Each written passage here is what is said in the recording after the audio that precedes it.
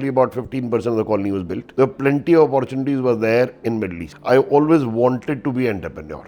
It's only through the same contacts, once getting into slightly bigger works. So my growth was very slow but gradual. The kind of respect that I had in 80s or 90s or being 2000, I don't think the majority of architects enjoy that today. End of the day, L1 gets the work, whether or not he is capable of delivering or not.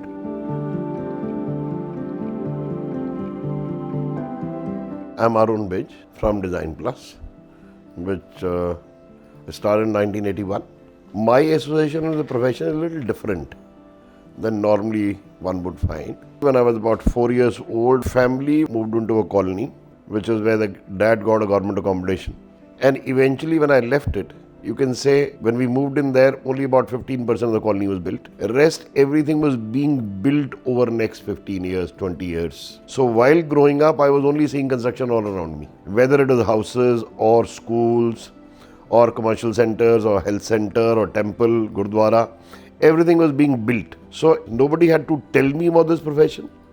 It somehow got imbibed in me. So once I probably finished school, I only had two choices, according to me. One was architecture and one was civil engineering. So somehow I thought I was lucky. I got into SPA Delhi, finished my architecture from there. And then after having put in about 3 years with two different offices, started my own on a very small scale. I always wanted to be an entrepreneur. From 1974-75 till about mid-80s, anybody who had done architecture or civil engineering, in case they wanted to go out for money, there were plenty of opportunities were there in Middle East.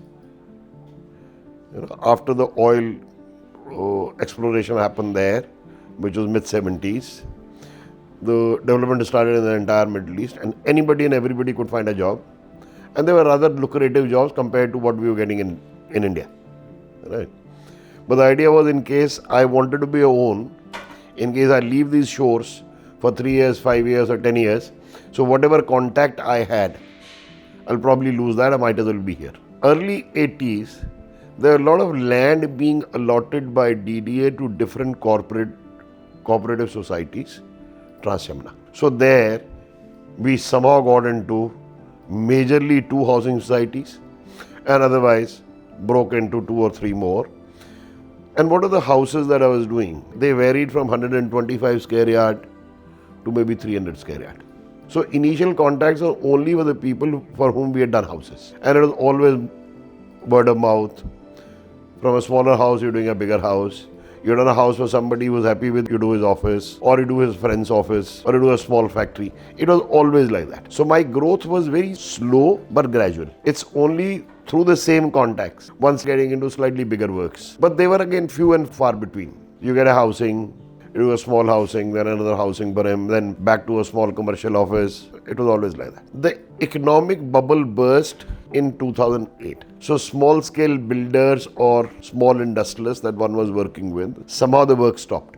Then we made a conscious effort to get into corporate. Somehow when we broke into corporate, we were only doing schools for them. Till Abhishek finished his masters and came back, and his was very clear, okay, Dad, you do good work. Yes. But good architects don't come seeking around. So in terms of having good force to work with young punks, they don't seek us. So unless we kind of make our name in a manner in terms of project, then nobody will come seeking us. So then it was a conscious effort to get into national level design competitions. From 2011 to 2014, we participated in 11 national level competitions, and with God's grace we won 7, and 5 of them converted into work. So we got into bigger this thing, but that was probably his bringing it on the table that this is how we should move forward.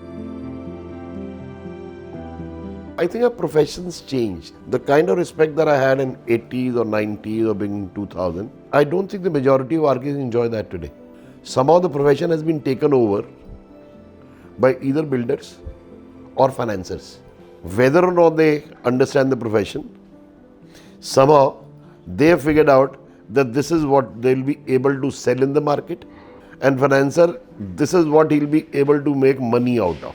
And also, I would say when I joined architecture in 1971, there were only 11 schools of architecture in India with a yearly intake of about 30 people. When I finished in 76, there were 12.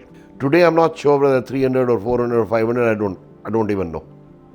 The yearly intake may vary between 80 to about 160. Right? I would say when we joined architecture, 90% people were focused towards profession. They knew what were they joining. That 90% probably, I would say, I could be wrong, has got reduced to 10%. For them, it's like joining any other engineering course. It's only when they're into it deep, they realize probably they joined a different profession than they wanted to. Now they somehow want to do with it, finish with it, and then take a call whether they want to continue with the same profession or not.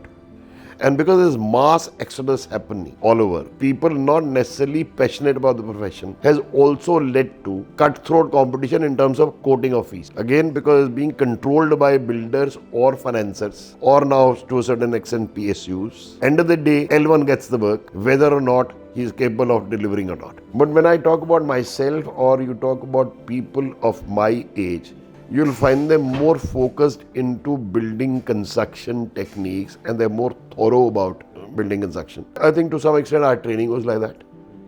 Today is more driven by IT, different softwares, presentations. It's a glitch word today. I would say Abhishek is driving the ship today.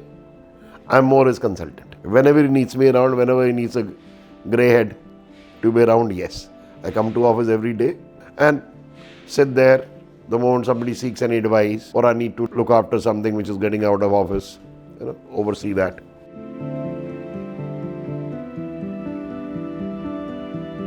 I would say for majority, it's not a paying profession.